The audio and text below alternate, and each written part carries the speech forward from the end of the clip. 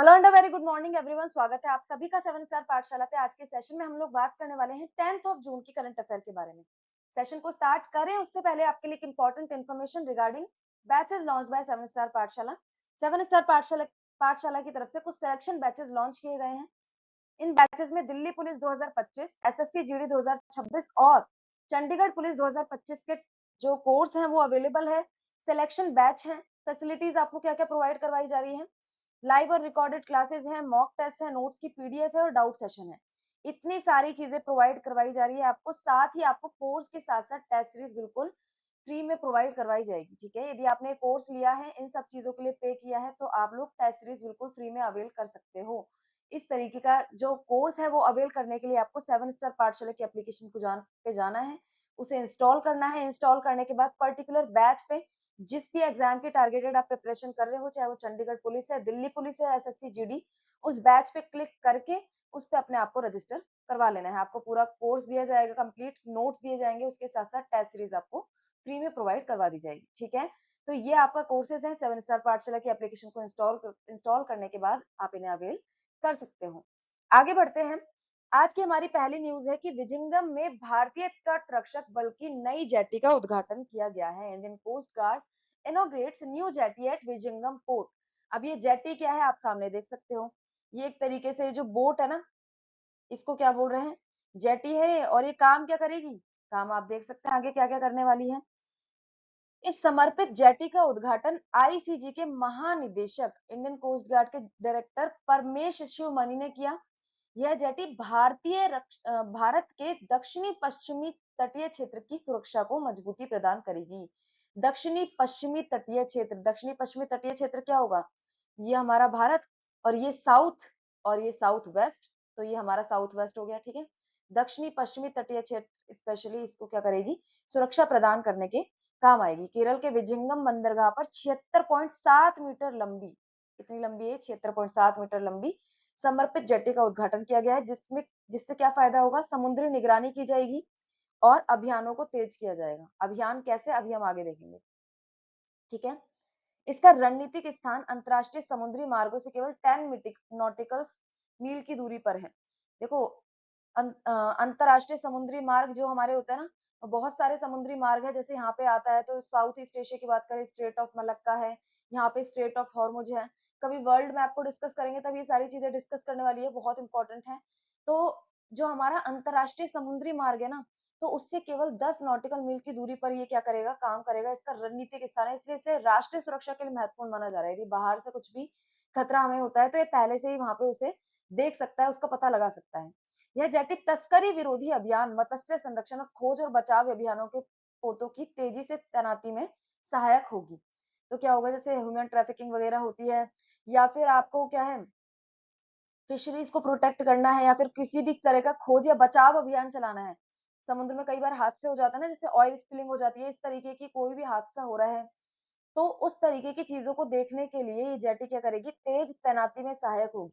इधर से उधर चीजों को लेकर जाने में, जो हमारी बोट्स है उनको इधर से उधर करने में, ये क्या है? हमारा फायदे का सौदा हो सकती है। यह परियोजना ICG, Kerala police, marine board, सेना, अडानी पोर्ट्स और एजेंसियों के बीच समन्वय को मजबूत करता है, क्योंकि ये सब में मिलकर काम कर रहे हैं। भारत के मैरीटाइम विजन 2030 सागरमाला कार्यक्रम के तहत ब्लू इकोनॉमी और तटीय सुरक्षा को बढ़ावा देती है। ब्लू इकोनॉमी मतलब हमारा किससे रिलेटेड है? ओशन से रिलेटेड है। ठीक है, ओशन सिक्योरिटी को मजबूत करने से रिलेटेड है, ओशन इकोनॉमी को मजबूत करने से रिलेटेड है। ठीक है, तो यहाँ पे बहुत ज्यादा चीजें याद रखने की जरूरत नहीं है। ये जेटी के बारे में याद रखना है कि इसका उद्देश्य क्या है। स्पेशली आईसीजी के महानिदेशक भी याद रखे जा सकते हैं। ठीक है, आगे बढ़ते हैं। फ्रेंच ओपन 2025, मैंने आपको बताया था कि 4 तरीके के टूर्नामेंट्स होते हैं। जो हमारे टेनिस टूर्नामेंट है ना, वो 4 तरीके के होते हैं। ठीक है, जो बिग टूर्नामेंट्स है उनकी बात कर रहे हैं, छोटे मोटे तो बहुत होते हैं, बिग टूर्नामेंट्स है। उसमें सबसे पहले हमारे पास आता है ऑस्ट्रेलियन ओपन। ठीक है, ऑस्ट्रेलियन ओपन, फिर आता है हमारे पास फ्रेंच ओपन, फिर आता है विंबलडन ओपन, और उसके बाद यूएस ओपन। तो ये 4 जो टूर्नामेंट होते हैं ना, उसमें से जो फ्रेंच ओपन वाला है वो इस वक्त चल रहा है। ठीक है, फ्रेंच ओपन नाम से पता चल रहा है कहाँ चलेगा? फ्रांस में चलेगा, फ्रांस के पेरिस के अंदर। और ये जो ग्राउंड है ना, इसको हम क्या बोलते हैं? Roland Garros. देख रहे हो, ये नीचे लिखा हुआ है रोलांड गैरोस। ठीक है, फ्रेंच मैच तरीके से इसको बोला जाता है। तो यहाँ पे ये जो क्या है कंपटीशन चल रहा था, हमने थोड़े टाइम पहले भी डिस्कस किया था इसको। अब ये कंपटीशन ओवर हो चुका है, तो यहाँ पे जो विनर्स हैं वो निकल के आ चुके हैं।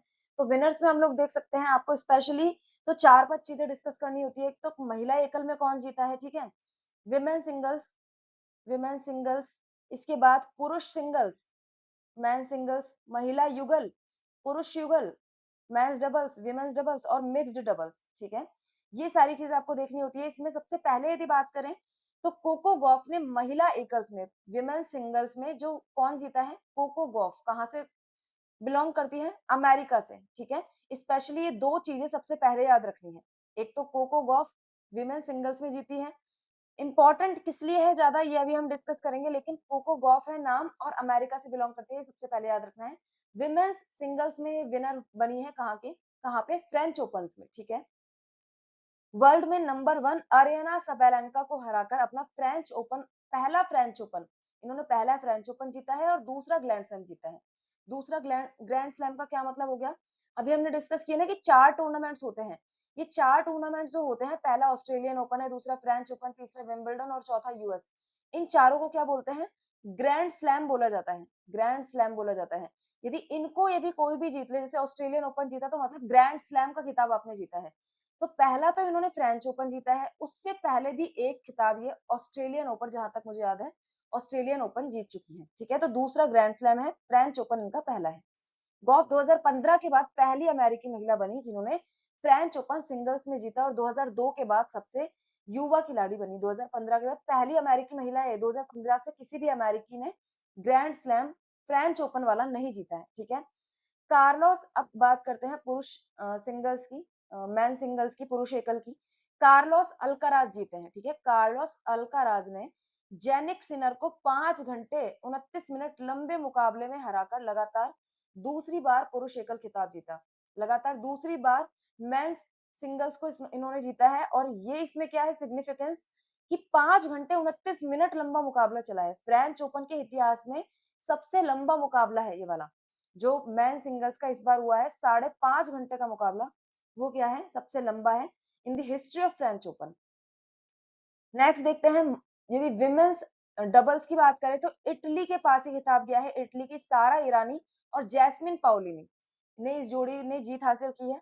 अब ये सारा ईरानी का नाम क्यों इंपॉर्टेंट है, क्योंकि ये मिक्स डबल्स में भी आएगी। यहाँ पे देख सकते हो ये जो मिक्स डबल्स है ना, इसमें सारा ईरानी का नाम और देखेंगे, सारा ईरानी और एंद्रा बावसोरी की जोड़ी ने जीत दर्ज की। तो मतलब सारा क्या बन गई है, एक ही साल में 2 ग्रैंड स्लैम जीतने का कीर्तिमान इन्होंने स्थापित कर लिया है, एक तो महिला युगल और एक मिक्स्ड डबल्स, ठीक है।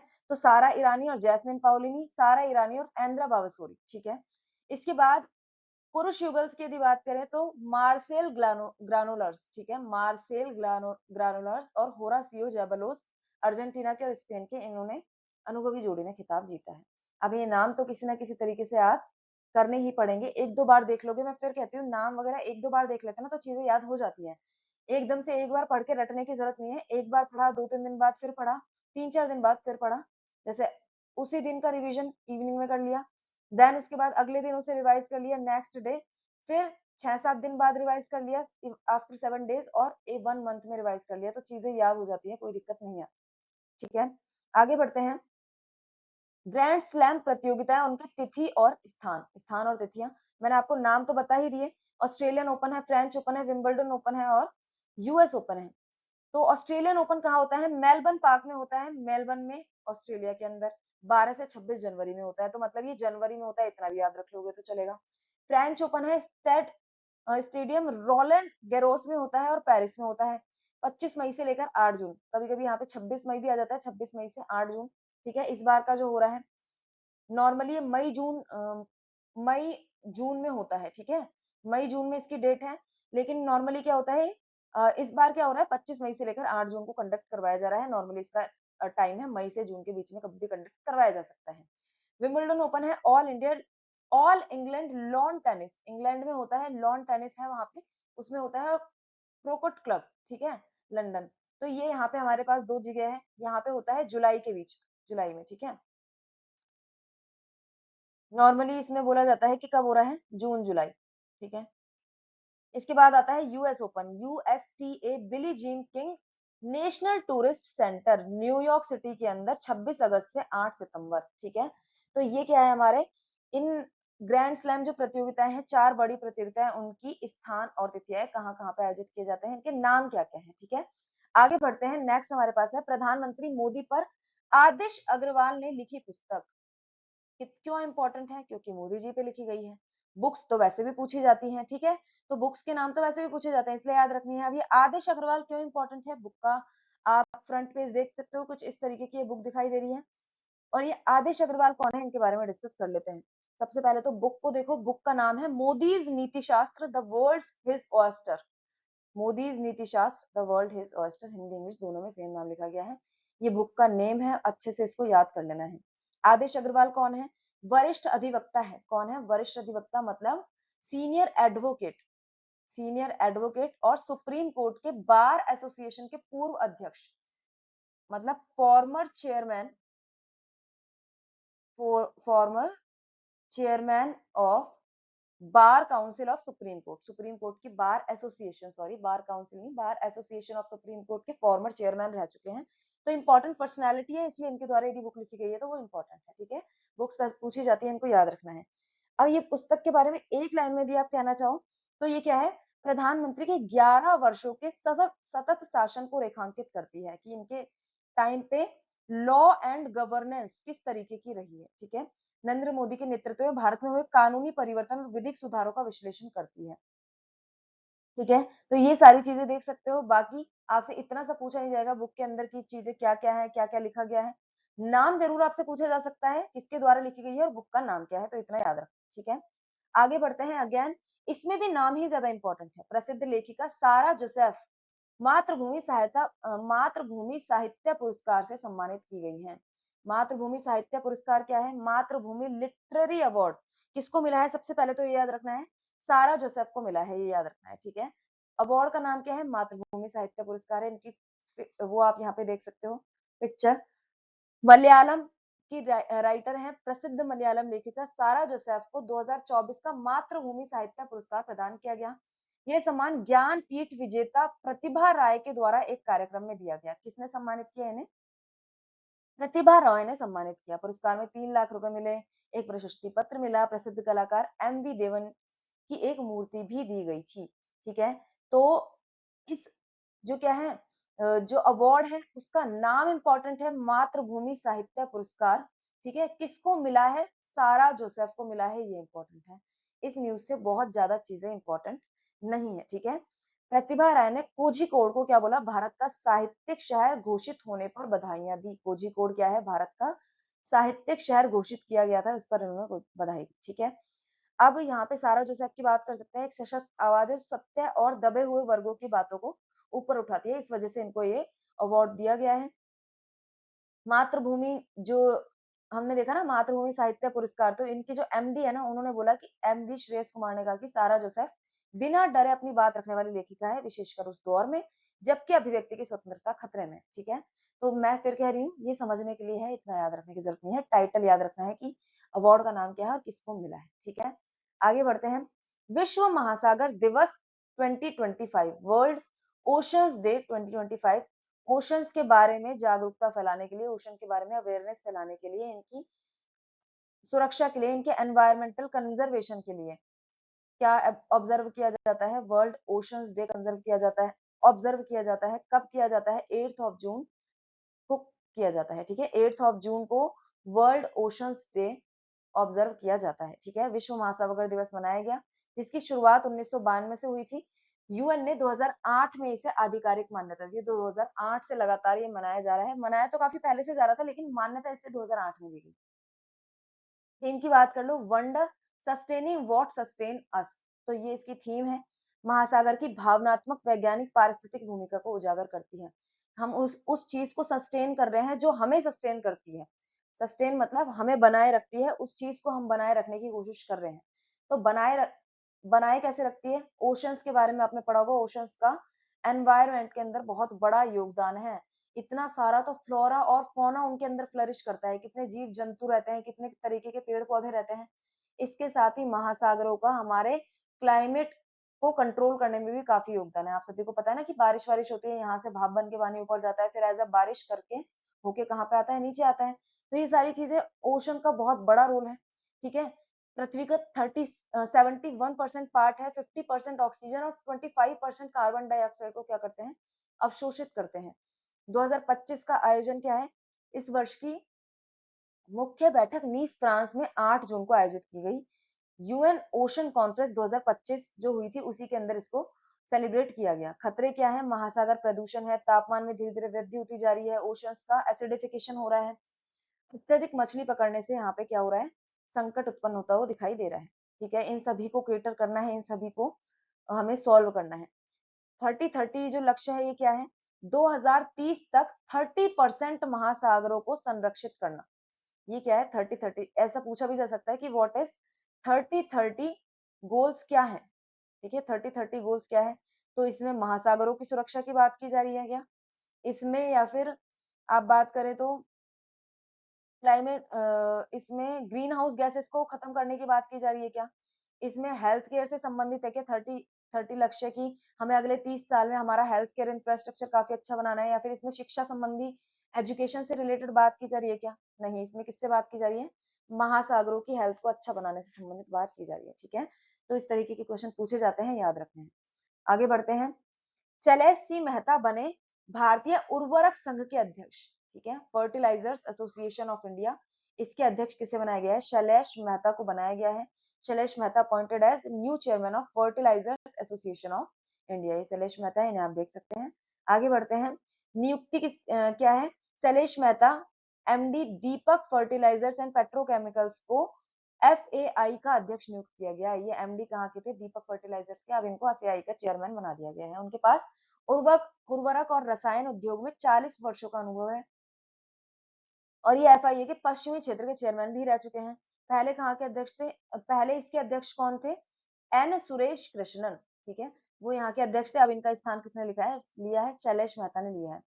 एफएआई का उद्देश्य क्या है, किसानों, सरकारों और उद्योगों के बीच सहयोग को मजबूत करना और टिकाऊ कृषि को बढ़ावा देना। फर्टिलाइजर्स क्या काम करते हैं, कृषि में ही काम आते हैं, एग्रीकल्चर में काम आते हैं। तो ये क्या करेगा, फर्टिलाइजर्स स्पेशली क्या है, गवर्नमेंट की तरफ से फार्मर्स को प्रोवाइड करवाए जाते हैं, ठीक है। फार्मर्स खुद भी खरीदते हैं, लेकिन नॉर्मली क्या करती है गवर्नमेंट, सब्सिडीज देती है फार्मर्स को, वो वाले फर्टिलाइजर्स अवेलेबल करवाती है जो फार्मर्स के लिए इंपॉर्टेंट हो सकते हैं, सस्ते दामों पर भी उपलब्ध करवाए जाते हैं।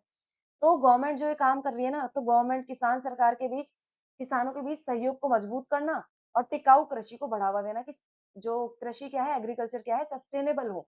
फर्टिलाइजर्स भी इस तरीके के बने और इसी तरीके से फार्मर्स को अवेलेबल करवाए जाए, तो इस तरीके के काम एफएआई के द्वारा किया जाता है। तो यहाँ पे क्या है, भाई एफएआई की इस तरीके की भूमिका हो गई, हमने क्या है यहाँ पे पढ़ लिया, ठीक है। तो आप लोग ये पढ़ सकते हो, बाकी इसमें से नाम इंपॉर्टेंट है कि किसको बनाया गया है एफएआई का चेयरमैन, तो शैलेश मेहता को बनाया गया है। आगे बढ़ते हैं, अनाहत सिंह 2025 पीएसए अवार्ड्स में 2 बड़े सम्मान ले चुकी है। अब ये पीएसए अवार्ड क्या है देखेंगे, नाम यहाँ पे आप देख सकते हो, अनाहत सिंह है, इनको अच्छे से याद रखना है। ये छोटी सी बच्ची है, आप यहाँ पे देख सकते हो, ठीक है।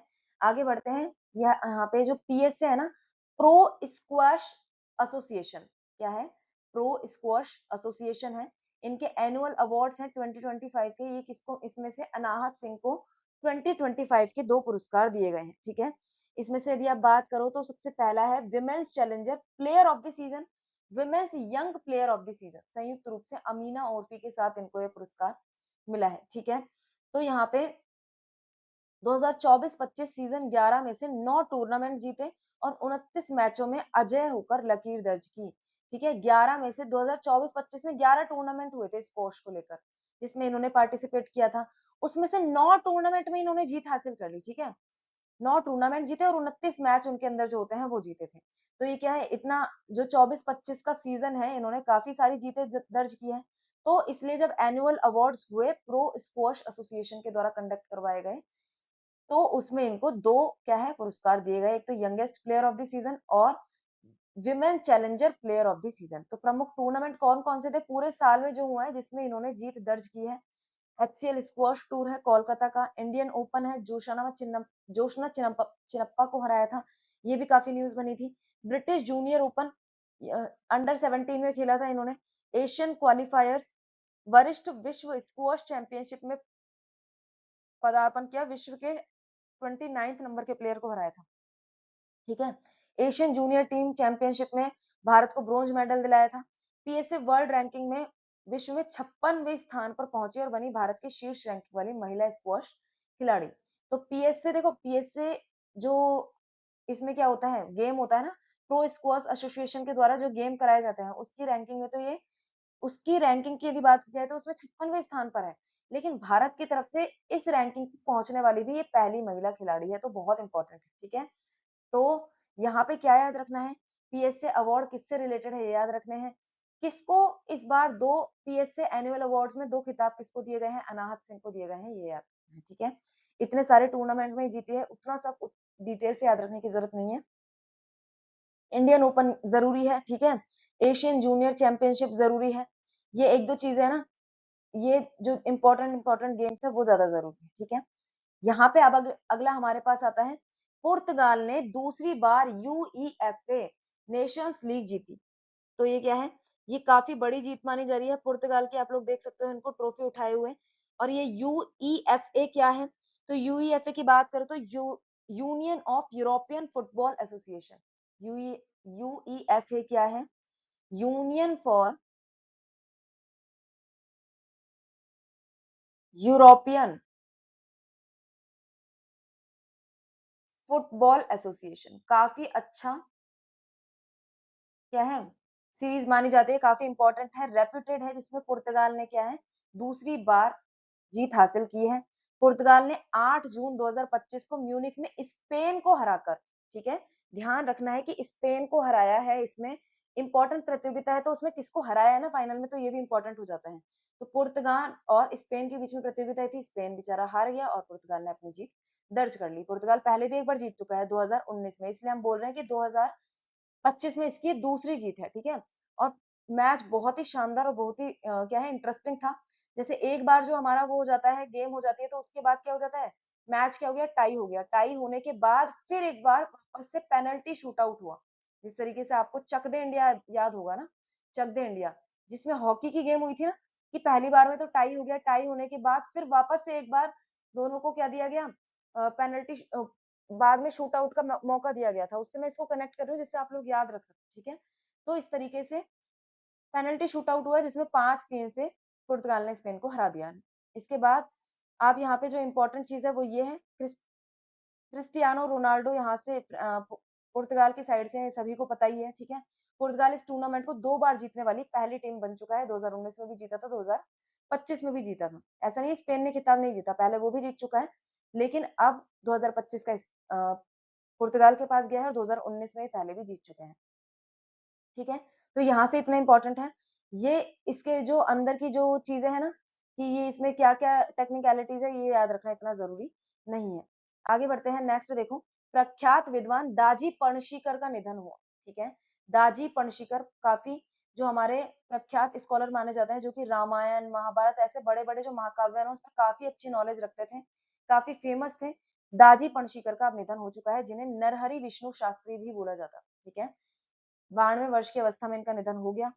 वे महाभारत, एक नाथी भागवत और भावार्थ रामायण जैसे ग्रंथों के प्रसिद्ध विद्वान माने जाते थे। उन्होंने महाराष्ट्र के रंगमंच में नाट्य संपदा संस्था के माध्यम से पटकथा लेखन और सांस्कृतिक नाटकों में काफी योगदान दिया। मराठी साहित्य को आगे बढ़ाने में भी इनका काफी बड़ा योगदान है। भारतीय संस्कृति को आम जनता तक पहुंचाने में उनकी भूमिका अत्यंत महत्वपूर्ण थी। देवेंद्र फडणवीस ने उन्हें श्रद्धांजलि दी, उन्होंने भारतीय संत परंपरा का दीप स्तंभ बताया। निधन को सांस्कृतिक, धार्मिक और बौद्धिक क्षेत्र में एक युग का क्या माना जा रहा है, अंत माना जा रहा है। नरहरि विष्णु शास्त्री याद रखना है नाम। ठीक है। भारतीय वायुसेना अधिकारी मनीषा पांडे बनी भारत की पहली महिला राज्यपाल। एडीसी, एडीसी का मतलब क्या होता है, राज्यपाल की एडीसी। तो पहली बात तो एडीसी को भी देखेंगे अभी। भारतीय वायुसेना की अधिकारी मनीषा पांडे पहली भारतीय महिला बनी है, पहली महिला है जिसको ये टैग मिला है राज्यपाल की एडीसी बनने का। ठीक है। तो नाम बहुत इंपॉर्टेंट है, मनीषा पांडे याद रखना है। ठीक है। अब ये एडीसी क्या होता है, देखो, एडीसी यहाँ पे होता है at the camp. At the camp, इसका काम क्या होता है, काम होता है देखो यहाँ पे, राज्यपाल जैसे उच्च पदस्थ अधिकारी की औपचारिक और प्रशासनिक सहायता करना। अब ये राज्यपाल के साथ रहेंगी, उनकी फॉर्मल और एडमिनिस्ट्रेशन हेल्प उनको जितनी भी चाहिए वो किसके द्वारा की जाएगी, इनके द्वारा की जाएगी, मनीषा पांडे के द्वारा की जाएगी। भारत की पहली महिला सैन्य अधिकारी जिन्हें राज्यपाल का एडीसी बनाया गया है।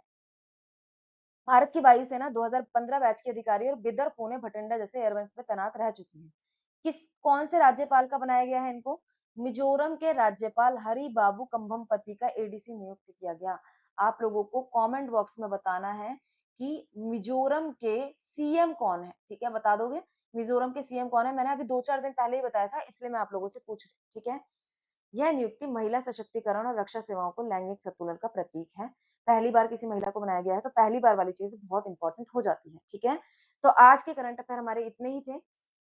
अब आज के करंट अफेयर से रिलेटेड क्वेश्चंस को डिस्कस करते हैं। वहीं मैं क्वेश्चन बोलती जाऊंगी और तुरंत आंसर बताती जाऊंगी। आप लोगों को क्या करना है, उसका आंसर करने की कोशिश करनी है। पॉज कर सकते हो यदि आप लोगों को टाइम चाहिए तो।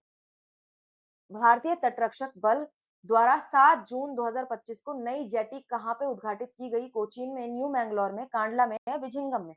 तो हमने देखा विजिंगम में नई जेटी का उद्घाटन किया गया है जो कि इंडिया के कोस्ट को स्पेशली सिक्योर करने के काम आएगी, ठीक है। मोस्टली जो साउथ वेस्टर्न कोस्ट था उसको।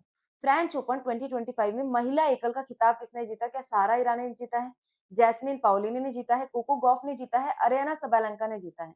तो हमने देखा कि कोको गॉफ जो कि अमेरिका से बिलोंग करती है, यूएसए से, उन्होंने अरियाना सबालेंका को हराकर ये खिताब अपने नाम किया है। सारा ईरानी और जैस्मिन पाउलिनी ये क्या है, डबल्स को जीतने वाली है। टेनिस में जो डबल्स टूर्नामेंट होता है उसको इन्होंने जीता है, ठीक है। आगे बढ़ते हैं।